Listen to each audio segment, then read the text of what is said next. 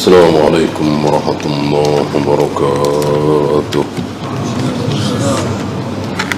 إن الحمد لله نحمده ونستعينه ونستغفره ونعوذ بالله من شرور أنفسنا ومن سيئات أعمالنا. من يهده الله فلا مضل له ومن يضلل فلا هادي له. أشهد أن لا إله إلا الله وحده لا شريك له وأشهد أن محمدا عبده ورسوله وبعد. Kita sampai hadis terakhir 1616.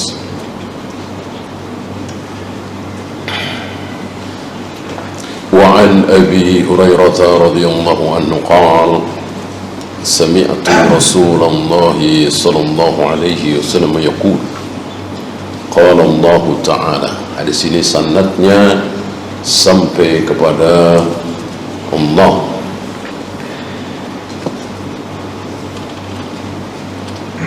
Tapi firman Allah ini tidak ada di Al-Quran. Ana aghna syuraka'i 'ani syirki. Aku adalah zat yang paling tidak butuh dengan persekutuan. Jadi makhluk sehebat, seberilmu, setakwa Jibril misalnya, Allah tidak butuh. Allah tidak butuh bersekutu dengan Jibril, Mikail, atau manusia termulia Nabi Muhammad SAW, tidak butuh. Apalagi cuman dukun, keris, jimat, kiai yang katanya ikut bersekutu dengan Allah, membagi rizki, menurunkan hujan, mengatur jagat raya alam semesta. Ada istilah mereka wali kutub, wali abdal, atau ghaithu hadzal zaman, penolong zaman ini. Ini semua adalah batil, dusta. Aku adalah zat yang paling tidak butuh dengan sekutu. Man amila amalan, barang siapa yang beramal, amal baik tentunya, asyraka fihi ma'i ghairi, dia berniat karena aku dan karena selain aku. Karena Allah juga, karena dunia juga, karena Allah juga, karena bayaran juga, karena Allah juga, karena sanjungan juga, karena Allah juga, karena manusia juga, bercampur, berserikat. Taraktuhu wa syirkahu, aku tinggalkan dia dan sekutunya. Allah enggak mau terima. Rawahu Muslim. Fikul hadis, ar-riya'u naw'un minasyirk. Riya itu bagian dari syirik, merusak tauhid. Syirik kan lawan kata tauhid, ya. Tauhid itu betul-betul satu, mengesahkan Allah. Ini tidak satu, dua, tiga, empat. Allah dan manusia, Allah dan sanjungan, Allah dan dunia, Allah dan bukan Allah saja. Maka riya bagian dari syirik. Mana dalil? Faqad sammahu Rasulullah sallallahu alaihi wasallam syirkas sarair. Nabi kadang memberi nama riya itu sebagai syirik yang rahasia, syirik yang tersembunyi. Ini sebagaimana yang diriwayatkan oleh Mahmud bin Labid. Sepertinya Mahmud bin Labid ini sahabat yang paling kecil di bawah Ibnu Abbas. Ibnu Abbas kan kira-kira 9 atau 10 tahun ketika Nabi wafat. Mahmud bin Labid ini kira-kira 4 tahunan.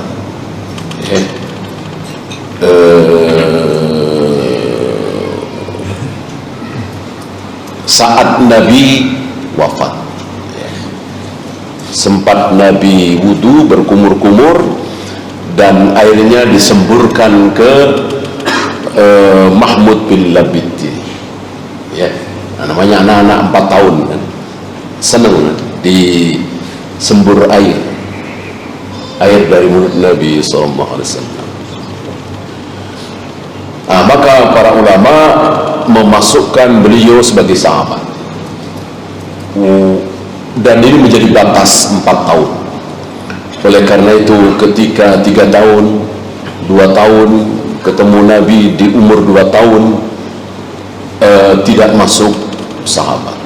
Tidak masuk sahabat tentu tabi'in, ya, tentu bertemu dengan Ali bin Abi Thalib, bertemu dengan Abu Hurairah, Anas bin Malik, Aisyah dan seterusnya, ya. Kalau Nabi wafat itu dia umur 2 tahun, tidak masuk sahabat. Di sini Mahmud bin Labid meriwayatkan, kharaja an-nabiy sallallahu alaihi wasallam faqala.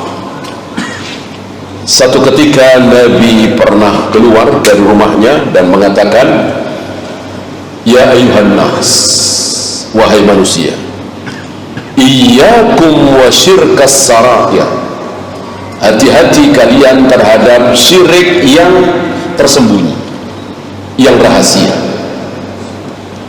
Kalau sujud di hadapan batu, pohon, kuburan, itu kan tidak tersembunyi. Jimat, dukun, itu tidak tersembunyi. Nah, riya tersembunyi. Qalu, para sahabat bertanya, ya Rasulullah, wa ma syirkus sarair? Ya Rasul, syirik tersembunyi itu apa? Dijawab oleh Nabi, yaqumur rajulu fayusalli, yaitu ketika ada seseorang berdiri salat, fayuzayyinu salatahu, lalu dia memperbagus salatnya, jahidah, berdiri lama, rukuk lama, sujud lama, dibikin indah, dibikin bagus, diperlama salatnya. Kenapa? Lima yara min nadharin nasi ilaih, karena dia tahu bahwa dia sedang dilihat orang. Ya, saat sholat rakaat pertama biasa saja, nggak ada orang. Tiba-tiba di rakaat kedua pada berdatangan, ya, guru lah, pejabat lah, apalah. Lalu dia lamakan, sujudnya lama, rukuknya lama, berdirinya lama. Ini syirik, kata Nabi, fadzalika syirkus sarair, itulah syirik yang tersembunyi.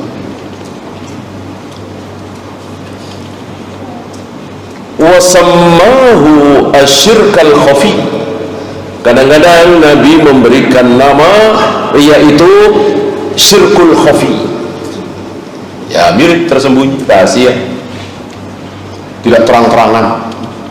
Sarair dengan khafi, sirrun kan rahasia, khafi tersembunyi. Ini berdasarkan riwayat Abu Sa'id Al-Khudri, qala Rasulullah sallallahu alaihi wasallam, ala ukhbirukum bima huwa akhwafu alaikum indi minal masihid dajjal. Ada sesuatu yang lebih aku khawatirkan dari Dajjal. Dajjal kan luar biasa ya. Bagaimana orang yang beriman begitu menyembah Allah satu-satunya, begitu bertemu Dajjal menyembah Dajjal. Kayak apa itu bahayanya Dajjal. Maka 124.000 nabi tidak ada yang tidak berbicara tentang Dajjal. Pasti semuanya berbicara tentang Dajjal. Hanya kurang lengkap, kata Nabi. Akulah yang paling lengkap berbicara tentang Dajjal, sampai rambutnya, sampai dahinya, sampai perawakannya, sampai mirip-miripnya. Mirip siapa? Abdul Uzza bin Qattan. Ada orang sepertinya ini di zaman jahiliyah bernama Abdul Uzza bin Qattan. Nah, mirip-mirip dia. Berarti rinci sekali. Membawa sesuatu seperti surga dan neraka. Yang seperti surga itulah neraka, yang seperti neraka itulah surga. Dengan satu teriakan, bumi yang tandus, gersang, kering, tidak ada tanaman, tiba-tiba dengan satu teriakan, ukhruj min kunuzik, keluarkan perbendaharaanmu. Tiba-tiba bumi ini menjadi subur, hijau, penuh dengan tanaman. Dan sebaliknya, bumi yang hijau, subur, penuh dengan tanaman, dengan satu teriakan Dajjal tiba-tiba menjadi kering, tandus, kerontang, gersang. Siapa yang tidak terkecoh? Bahkan ada seseorang yang maju mundur saat orang-orang ketemu Dajjal nyembah, ketemu Dajjal nyembah, ketemu Dajjal nyembah. Ini ada anak muda maju mundur. Masuk Tuhan kelihatan, maju mundur, nggak mau menyembah, maju mundur, rambut. Dajjal tahu. Dajjal bertanya, mana ayahmu, mana ibumu? Dijawab, dua-duanya sudah meninggal. Kata Dajjal, tunggu sebentar. Tiba-tiba datang ayahnya, ibunya persis, mengatakan, nah, ini Tuhan kita, nah, sembahlah. Ya orang awam, jangankan ketemu langsung, mimpi aja, mimpi ketemu ayahnya yang sudah meninggal, mimpi ketemu ibunya yang sudah meninggal, disuruh apa misalnya lepas jilbab atau motong jenggot, ya, ditaati. Itu mimpi. Apalagi ini tidak mimpi, betul-betul terjaga, ya, maka dia menyembah Dajjal. Kayak apa fitnah itu?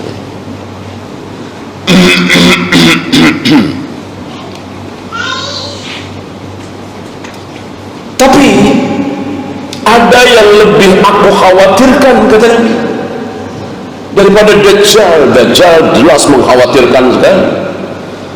Entah berapa juta kaum muslimin, kaum mukminin jadi syirik, jadi kafir, akhirnya kekal di neraka selama-lamanya gara-gara ketemu dengan Dajjal. Kata Nabi, ada yang lebih berbahaya, ada yang lebih mengkhawatirkan. Apa? Asyirkul khafi, syirik yang tersembunyi, riya. Ya. Betapa bahayanya riya. Dan sepanjang sejarah sampai hari ini kita bisa saksikan, ya, zina selamat dia, minum khamar selamat dia, berjudi, korupsi, membunuh selamat dia, meninggalkan sholat selamat dia, sholat dia, som, ya. Begitu ikhlas, tidak riya, dia tidak selamat. Dia riya di sini. Oh, amalnya luar biasa.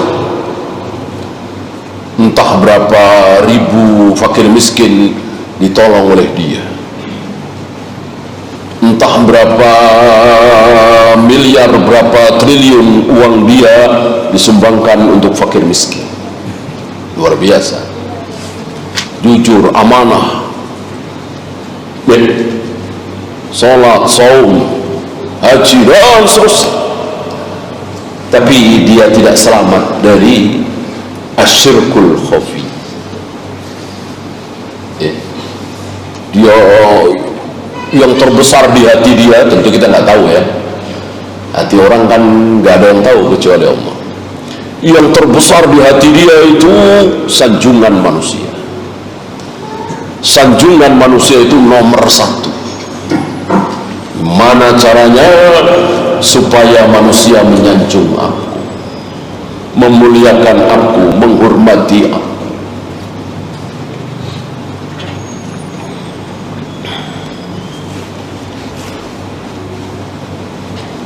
Ayyakuma ar-rajulu fayusalli.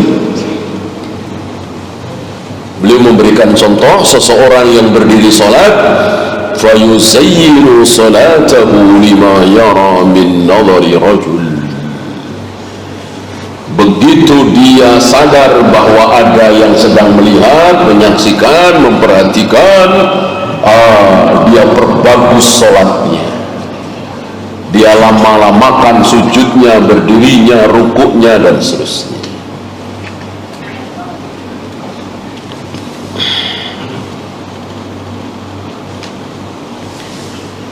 Yaqulullahu yaumal qiyamah. Ini riwayat lain. Allah akan mengatakan pada hari kiamat kepada orang-orang yang riya itu, idza juziyan nasu bi'amalihim, ketika orang-orang sudah diberi pahala. Si A diberi pahala sekian, si B diberi pahala sekian, si C diberi pahala, si D diberi pahala, terus ada orang yang dibentak oleh Allah, idhabu ilal ladzi kuntum tara'un, ambillah pahalamu, carilah pahalamu dari orang-orang yang engkau pameri itu. Kayak apa ini? Kayak apa sedihnya? Dulu waktu di dunia begitu bangganya, senangnya, disanjung, dipuja-puja, dieluk-elukan karena sedekah, karena nolong orang, karena jihad, karena ini, karena itu. Hari itu orang-orang diberi pahala, dia dibentak oleh Allah. Carilah pahala, ambillah pahala, mintalah pahala kepada orang-orang yang engkau pameri dulu waktu di dunia. Fanduru hal tajiduna indahum jazaan. Dapat apa tidak? Ambil pahalamu sana. Kayak apa rasanya, kayak apa penyesalannya orang-orang yang riya itu. Dan dia tidak ada kebanggaan sedikit pun, hilang. Waktu di dunia bangga luar biasa ya, namanya disebut-sebut, dieluk-elukan, disanjung-sanjung. Hari itu pahit sepahit-pahitnya, musibah besar menimpa diri. Allah tidak beri pahala, justru Allah menyuruh dia untuk cari pahala sendiri, minta pahala sendiri kepada orang-orang yang dia pamer. Waliyadzubillah.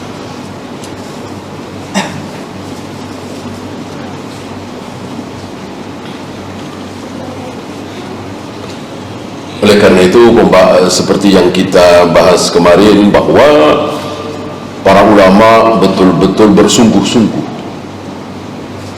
betul-betul bersungguh-sungguh dalam menjaga keikhlasan,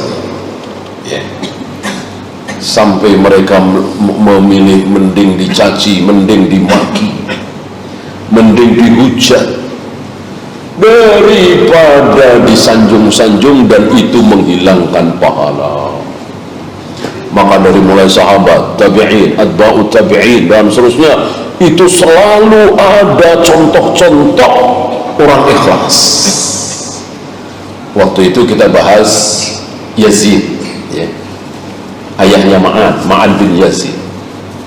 Sampai mau sedekah saja dia tidak berani mengatakan, nih ada rezeki dikit, mohon diterima, enggak.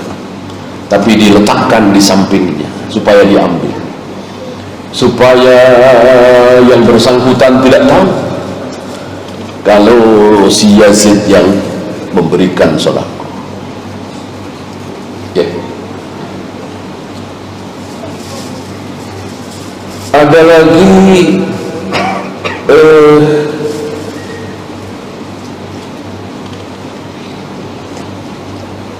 orang-orang miskin begitu membuka pintu di pagi hari, ya, mau salat subuh, ya, itu selalu ada makanan. Nah, istilah kita sembako lah, selalu ada bingkisan sembako, ya. Tidak tahu siapa yang meletakkan, ya. Tahu-tahu setelah ada seorang alim yang meninggal, saya lupa namanya.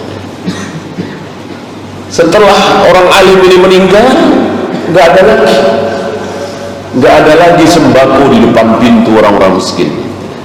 Ya, siapa lagi kalau bukan dia, ya. Bahkan sampai hari ini, ya, kita mendengar beberapa asatid bercerita, ya, kami disumbang oleh Ustadz Yazid, kami ditransfer oleh Ustadz Yazid setelah beliau wafat, ya. Artinya beliau berpesan untuk tidak menyebarkan, ya. Setelah beliau meninggal terbongkar kebaikan. Para ulama seperti itu, orang-orang yang berilmu seperti itu. Terbongkar kebaikannya, ilmunya, ketakwaannya setelah wafat. Imam Bukhari tidak tahu kalau kitab yang beliau tulis itu sekarang ada di semua masjid. Hampir semua masjid, bukan hampir, insya Allah hampir, dipastikanlah semua masjid ada kitab Sahih Bukhari, ya. Apakah beliau tahu? Boro-boro, ya, boro-boro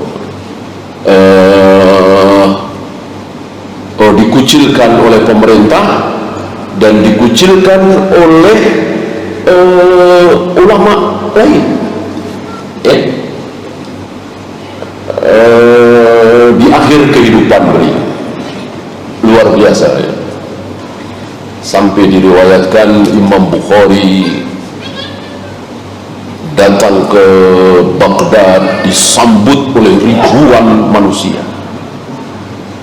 Begitu meninggalkan Baghdad pulang ke negerinya Bukhara, Khurasan, tidak ada yang menemani kecuali satu orang penulis, ya.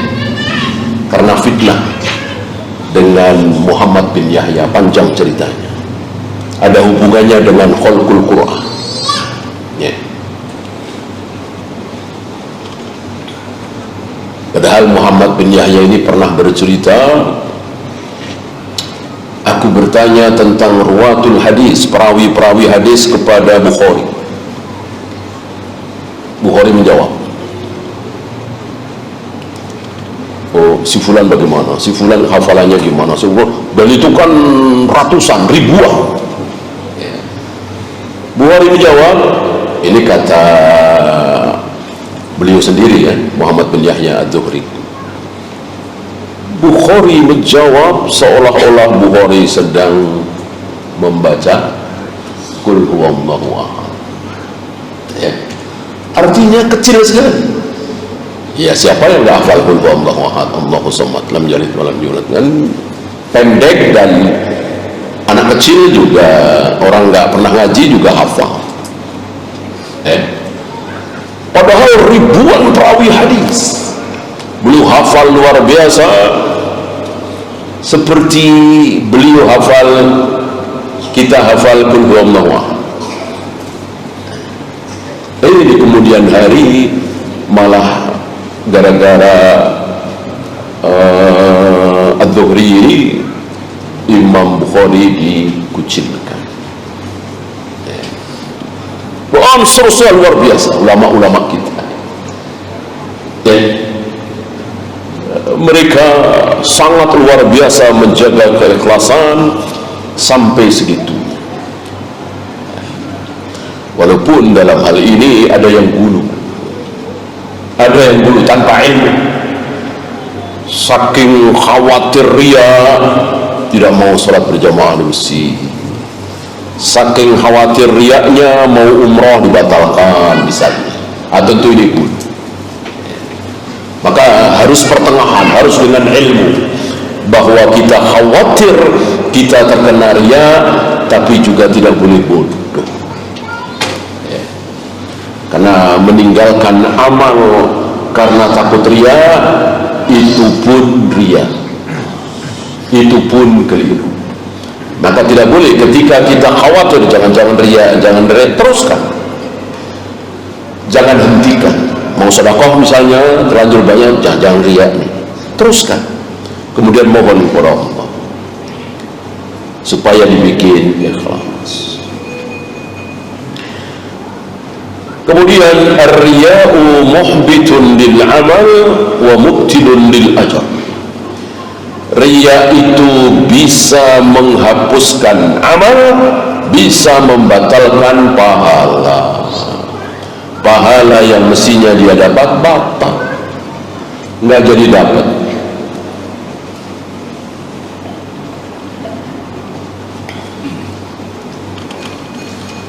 Tentu ini menyedihkan sekali ya, karena kan jadi seperti orang yang tidak beramal, bahkan lebih dosa. Dia si A nggak sholat tahajud, tidur, si B sholat tahajud 2 jam, tapi ria, pamer, ingin disanjung dan seterusnya di hadapan manusia, sama, bahkan lebih buruk ini. Betapa merugikan sekali ria itu. Kalau toh sama saja kita rugi sekali, ya mendingan yang tidur, sama-sama nggak dapat pahala, kan nggak diterima. Syarat diterima ibadah kan 2, ini hanya 1. Mengikuti Nabi, contoh dari Nabi luar biasa, ada ditakbir sampai salam, tapi ditolak oleh Allah. Kenapa? Pamer tadi, riya tadi, ingin disanjung.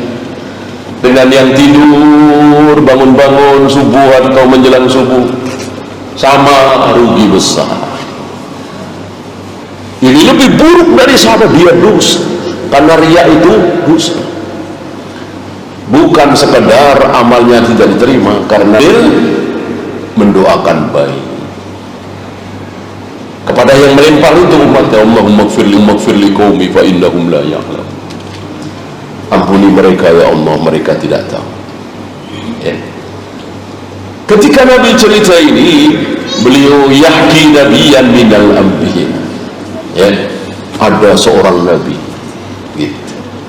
Ada seorang nabi yang begini.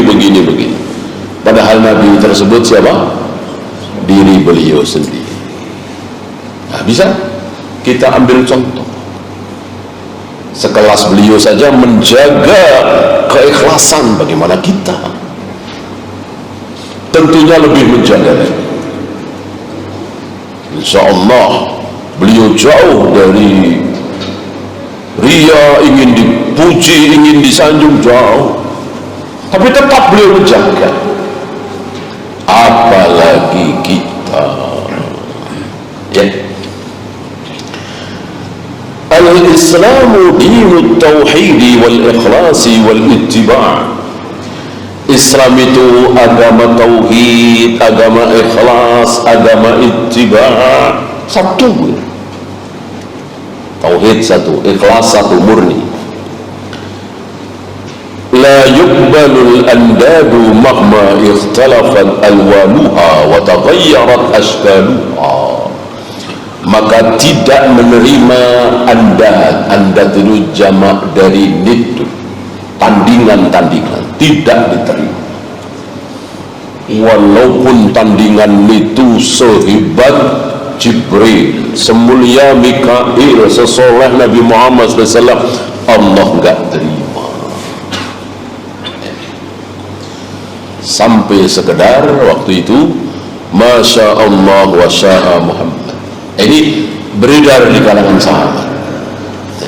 Masya Allah wa sya'a Muhammad, Masya Allah wa sya'a Rasulullah, kira-kira begitu ya. Sampai mimpi seorang sahabat.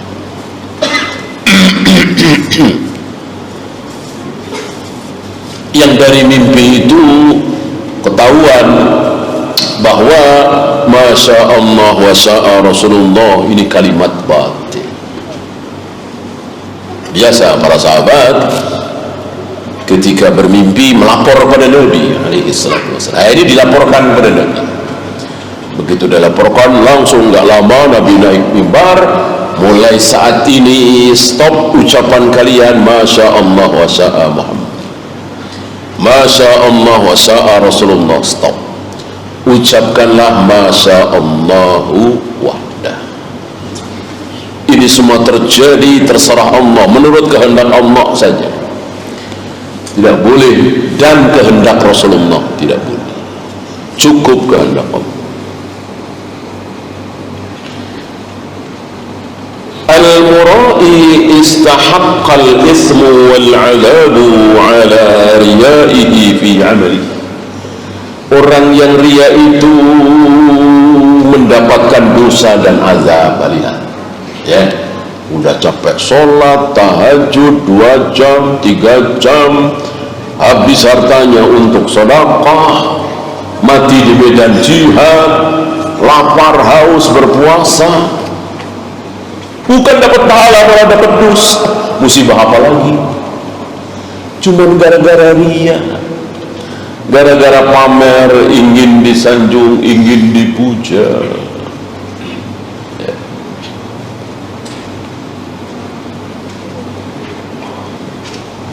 Nah, sebaliknya, yang tidak pernah puasa sunat, maksudnya tidak pernah sholat sunat, malah dia nggak dosa. Yang sholat sunat, puasa sunat, baca Al-Quran, sedekah, malah dosa. Kenapa? Pamer, ria.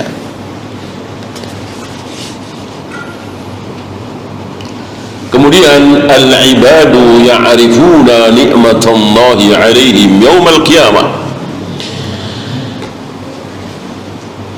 Para hamba nanti pada hari kiamat pasti akan mengetahui nikmat-nikmat Allah.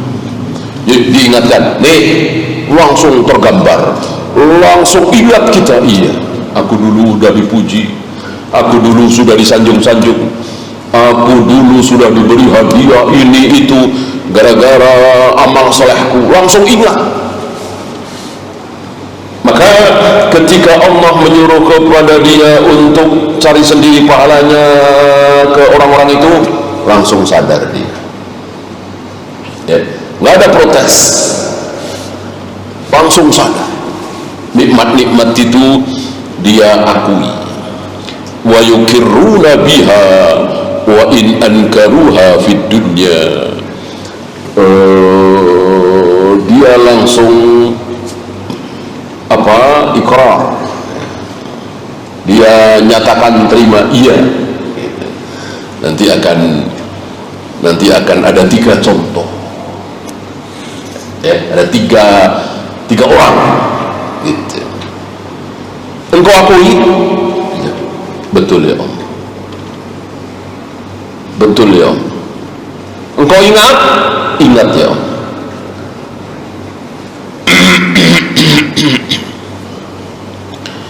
Ini bahaya yang luar biasa dari riya. Yang terakhir, Allah subhanahu wa ta'ala ya'lamu ma tadammara nufusul ibadi min khairin wa syarr. Allah mengetahui apa yang disembunyikan oleh seorang hamba itu, mau kebaikan, mau keburukan, Allah tahu. Termasuk ketika iblis baru saja melakukan ibadah keutamaan yang sangat besar, memimpin para malaikat menghancurkan, membinasakan, membantai, memerangi jan dari bangsa jin di muka bumi. Ada riwayat seperti itu di Ibnu Katsir ya. Sebelum Adam diciptakan, di muka bumi ini ada siapa? Ada jan dari bangsa jin. Mereka berbuat kerusakan, menumpahkan darah, saling berbunuhan, ya berbagai macam kemaksiatan. Lalu Allah ingin membinasakan mereka semua dengan perantara para malaikat dan iblis yang memimpin, dan sukses besar. Nah, disitulah ada ujub di hati iblis. Jibril tidak tahu, Mikail tidak tahu, para malaikat tidak tahu, tentu Allah tahu. Allah tahu. Si iblis merasa dirinya soleh, merasa dirinya hebat, merasa dirinya berilmu paling hebat, maka Allah uji. Seandainya iblis lulus ujian, tentu Allah tidak zalim ya. Dan Allah menghendaki secara kauniyah iblis tidak lulus ya. Mungkin kita juga diuji seperti itu ya.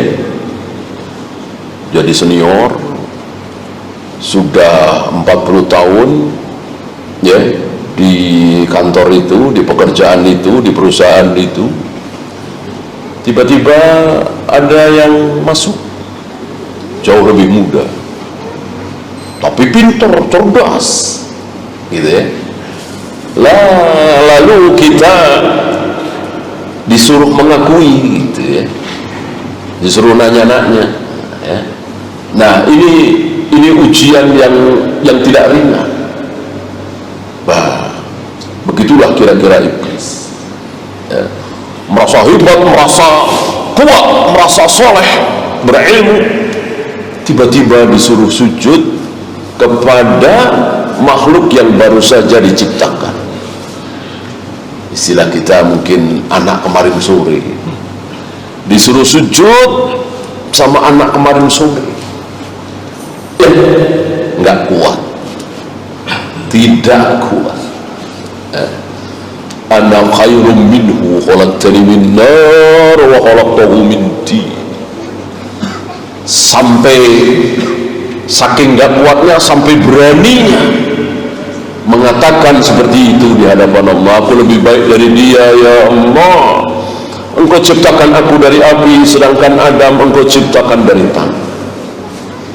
Luar biasa di hadapan Allah. Dan banyak dari kita tidak kuat, tidak sanggup, lalu menempuh berbagai macam cara supaya kita tidak gengsi. Nah, jangan sampai kelakuan iblis itu menimpa kita. Lebih baik saya nggak sukses lah kalau harus nanya-nanya sama dia. Nah, ini model-model iblis. Lebih baik saya bangkrut daripada saya minta tolong sama dia. Kan suka ada ini model-model iblis. Sombong. Nah, disinilah kita disuruh latihan supaya kalau satu waktu terjadi seperti itu kita kuat. Apa di antara latihannya? Mengunjungi saudara-saudara kita yang miskin, makan atau minum bekas minum saudaranya, mendatangi orang miskin yang mengundang kita, kan itu wajib kan? Ini dalam rangka latihan supaya kita bisa mengalahkan kesombongan kita. Jangan sampai kita berkelakuan seperti iblis. Iblis itu luar biasa. Bayangkan akhirnya mending di neraka selama-lamanya daripada sujud kepada Anda. Itu kan bodoh luar biasa. Sesat. Allahu. Ya, silakan nonton dulu. Sallallahu ala Muhammadin sallallahu alaihi wasallam. Wa akhiru da'wana alhamdulillahi